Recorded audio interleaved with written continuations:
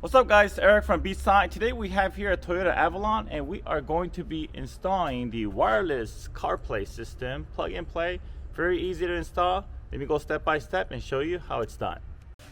Alright guys, so let me go ahead and show you the contents in here before we get in the vehicle. So we have here the wireless module and we also have the interface. We also have our main harness. We also have our antenna, and then we have the HDMI, and we have the USB extension cable. Very simple. Okay, I got the HDMI. Basically goes from one box to the other, both HDMI. The USB here connects to this USB right here. Okay, go ahead and click the USB here. This one you could route it to wherever you want in your vehicle. And you have the antenna here. You are going to connect to here.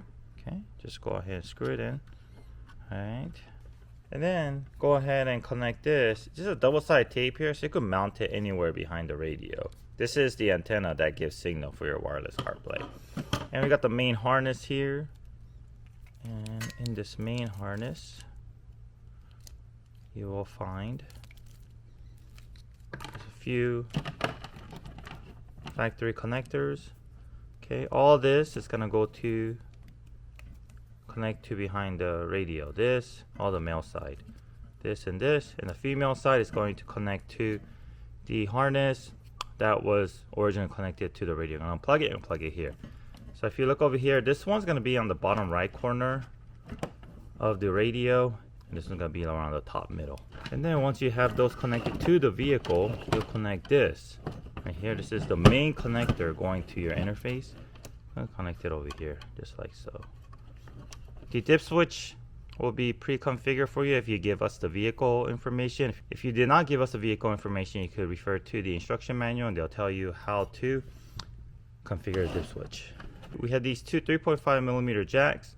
One's gonna be labeled microphone, the other one's gonna be labeled aux. Grab this, the one that's labeled aux, gonna go line out. Do not connect to external speaker. External speaker is gonna give mono output. And we have the microphone, we'll connect to the mic input like so.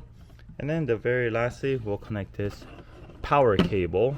Okay, comes from the main harness here. I'm gonna connect it in here. Like so. Alright, that completes it. And if you want to use the optional USB cable, let me show you how to connect that. Okay, the optional USB cable, instead of connecting this, you will connect this. Do not stack these. What I mean by do not stack, do not connect this and then connect this to this. Okay, it's gonna make your USB connections worse. So in this, we'll connect to the USB plug that's plugged behind your radio. You're gonna unplug it, you're gonna plug it in here, and you'll have matching connectors to this. Alright, let me go ahead and resume the installation. Alright guys, now that we're in the vehicle, the first thing we're gonna do is remove the shift knob. Just turn it counterclockwise.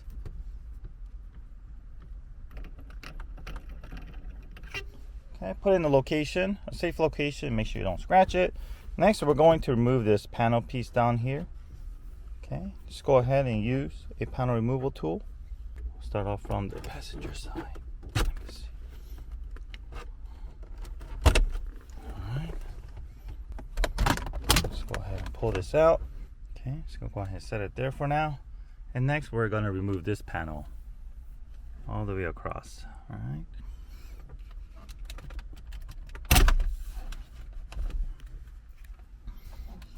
Slowly work your way to the left cluster.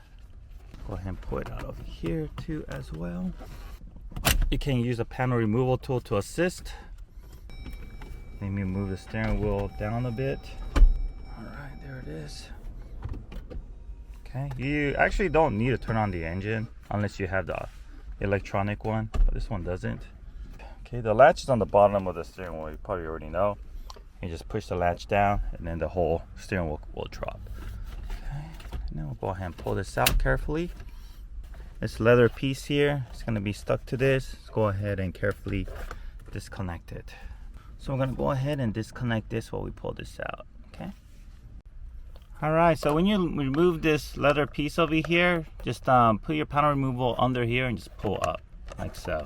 Okay, this is stuck to this panel on top, not to your steering wheel, okay? Alright, so I got the top panel piece removed. There's also a connector here that you're gonna have to remove. When you do this, there's a release tab up here, so make sure you press down on the release tab and then pull out, okay? Okay, next we're going to remove these two 10mm bolts. 1, 2. And then on the bottom, we have 1 and we got 2 down there. You're gonna have to duck your head a little bit to see. So let me grab my power tool here and then go ahead and remove these.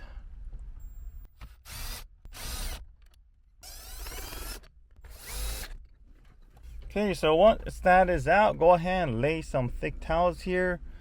Got a sweater today. And then go ahead and pull this down. I'm gonna go ahead and put this out of the way as well. So go ahead and just push down this connector here. Here it is. Just pull it out. Okay, so it's out already. And then we're going to move it out to the front. Okay, we got the radio out, but as a side note, it's very important before you pull it out with a lot of strength.